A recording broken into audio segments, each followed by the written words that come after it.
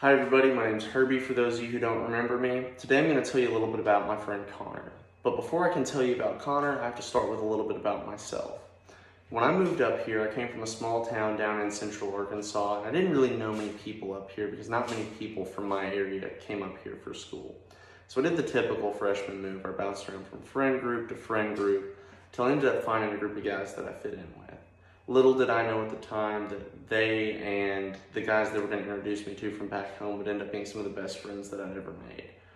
So they introduced me to their friends back home, and just like that, freshman year, here and gone, blink of an eye, it was over. So we started looking for a house to get together. And it was at this point that I really got close to the guys back in central Arkansas. They started coming up for football games, baseball games, or just to get out of the house for the weekend and come hang out with the boys. And we never looked back. That was it. The rest was history. Unfortunately, at the beginning of this summer, my friend Connor took his own life on May the 9th.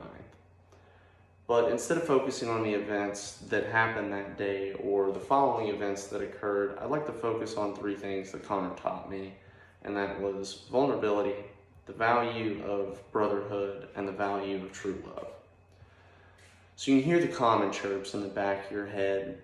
You hear it every day in society, how vulnerability is the same as weakness. Your emotions make you weak, men don't cry, things like that. I'll be the first to tell you that nothing could be further from the truth. The strongest people that I have ever met are those that are in touch with their emotions.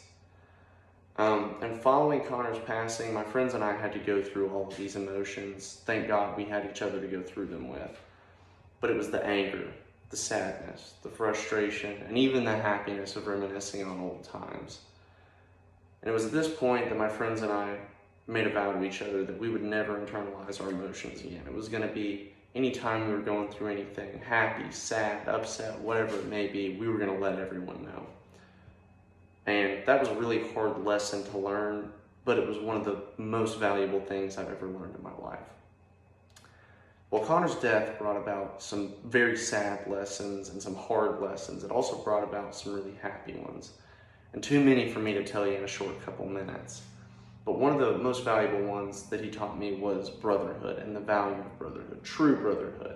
Not just you're born with somebody and they're your brother, but the true meaning of family.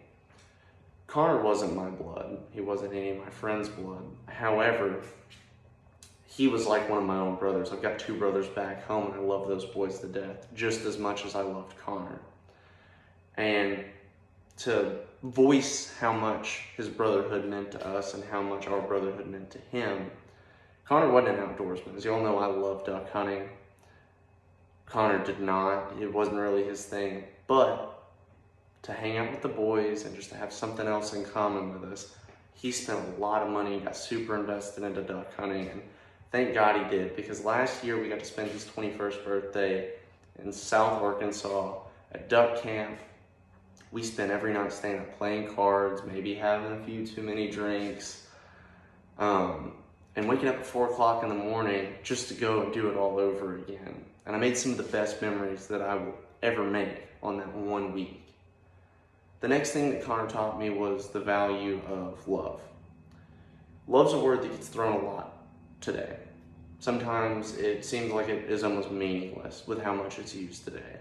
But true love, whether it be with your friends or a spouse or a family member, is one of the most valuable things on this planet. It's something that can't be replaced. And Connor had a huge heart. He loved people, didn't have an evil bone in his body. And it's one thing that I want to live on forever from his life. I want to embody that. I want my friends to embody that. And I want everyone to know how much he truly loved.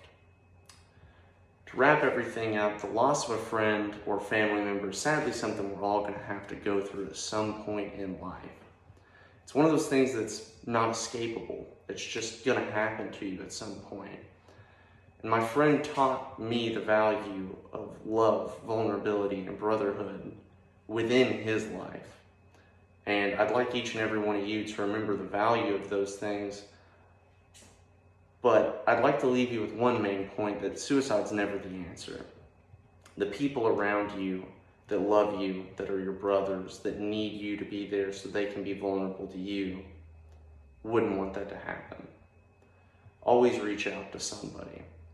The last little story I'd like to tell you is one of my friends was talking to a Buddhist one time, and he was at an all-time low in his life, and the Buddha said to him, "You're gonna die at some point, aren't you?" He was like, "Yeah." Then why rush? And that's something I want you to remember. Why rush? It's gonna happen at some point. Be theirs and make the most out of it that you can for everyone who loves you and that are around you.